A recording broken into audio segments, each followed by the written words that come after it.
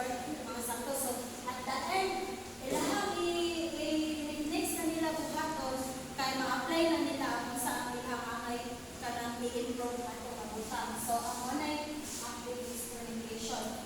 So, helps learning styles it is acknowledged that every pupil is unique. Each pupil has attributes that are different from other pupils. Similar to learning, each pupil has a different learning style. Different pupils naturally speak particular styles to learn effectively. The choice of learning style is influenced by various elements such as social environment, educational experience, since and the basic cognitive structure.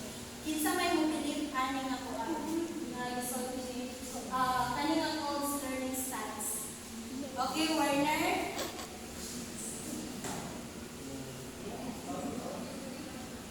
Okay, Warner, usa mo tuo ka ani. Kaya ang bata maka-learn sila na sila different learning style. Tuo ka ni Warner. Manuman. Oo, tinuod. Kaya ang bata dyan maka-learn dyan na different learning. Okay, ulpon nga naman. Nga naman, nasa different learning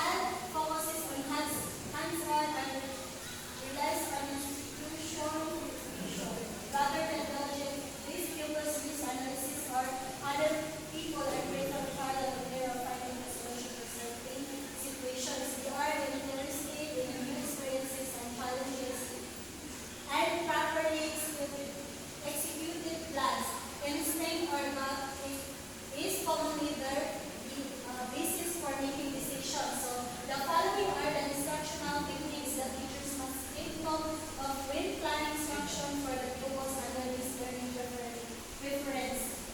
These techniques are, so, dynamic. Kung sa may kailangan sa as a teacher, ano yung klase ng learning style? Kung sa man dynamic. Ha? Kung sa yung mas, kailangan sa as a teacher, nga ano yung klase sa social media ng learning style niya? Accommodating, experience, activities, Should have a teacher, should have kanang mga hands-on na activity, may ipailo na. kung sa nilin pakikusog din yun. Kanang mga hands-on activity, kaya mong ihatag para kanang mga activity nila, kanang mahawiran nila din, kanang like atong sa Facebook nga ako nakita is kanang ipa-show diha sa color din. Then as students is sila ang iput ang kanang color is kanang same ato nag-ipa-show sa teacher. Bakit? Okay. So, kailangan ito sa teacher, parang yung mga activities na i-provide, kaya dapat engaging develop. And then, kailangan ng mga motivate yun. So, theory of multiple intelligence. So, napo din siya theory na sa mga klase nga parang how the students learn. So, very pakibasa very. Multiple intelligence is a theory introduced by Howard Gardner in his book titled Framework. According to him, each possess one or a combination of strengths that he calls intelligence. Traditionally, this intelligence was thought to be determined and sheer. It is considered that intelligence could not be categorized into a specific area alone, but rather in the different distinct intelligence areas. So, there are 9 different intelligences that Gardner has presented. So, atong philosopher represented some areas of multiple intelligences in the perspective of physical education and health that could be helpful to guide teachers. The first one is interpersonal intelligence. Okay? Paras, please wait. Paras. Interpersonal intelligence.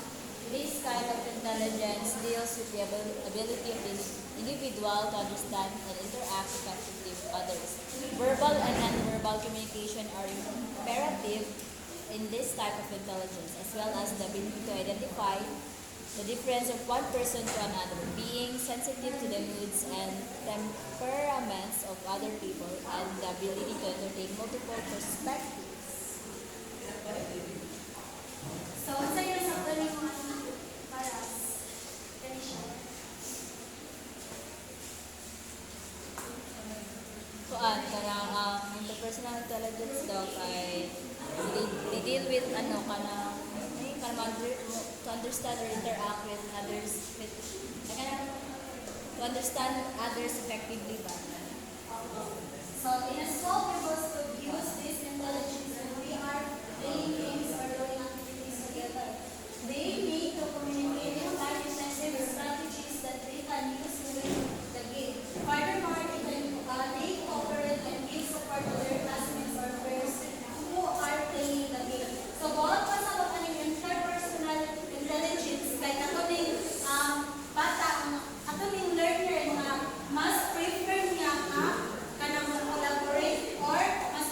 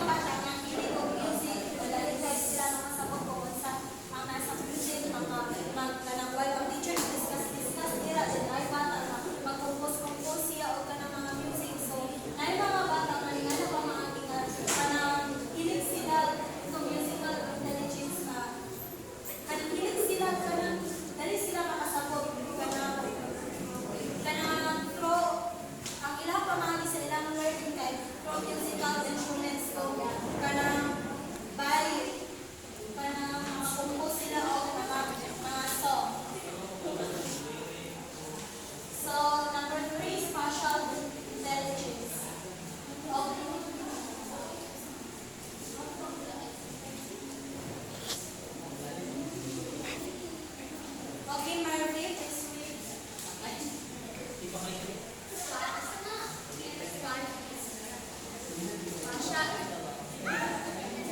is intelligence.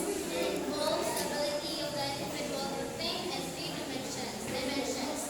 It includes creativity, development because of his her active imaginations. Pupils can use this intelligence when they are playing games. For example, they use spatial intelligence when solving a puzzle, drawing an object by connecting the dots in the pictures and identifying the movement of direction, and using bottles filled with colored water with different levels to create a musical instrument. So, daw siya o kay kanadala intelligence kay nag-involve of kining the ability of the individual kanang to think. For example, kanang patita kaning nag-include siya of creativity sa katao, creativity kung saan niya pag-active ang iyang imaginations. For example, para sa kanang solving puzzle, di ba maguna-una ka kung saan na step imong hatod para mag-create or ma-assemble imong puzzle. O correct si Marvin, kanina intelligence sa bata ay nag-contribute siya visualizing objects na kailangan ng bata makamay-capture na ng objects. So, siya na yung think kung kaunsan niya na nabuhato, palitan na niya yung puzzle, kung saan niya mag-arrange or na-compute. Siya siya mag-think na until na iyakan na mag-arrange. And then,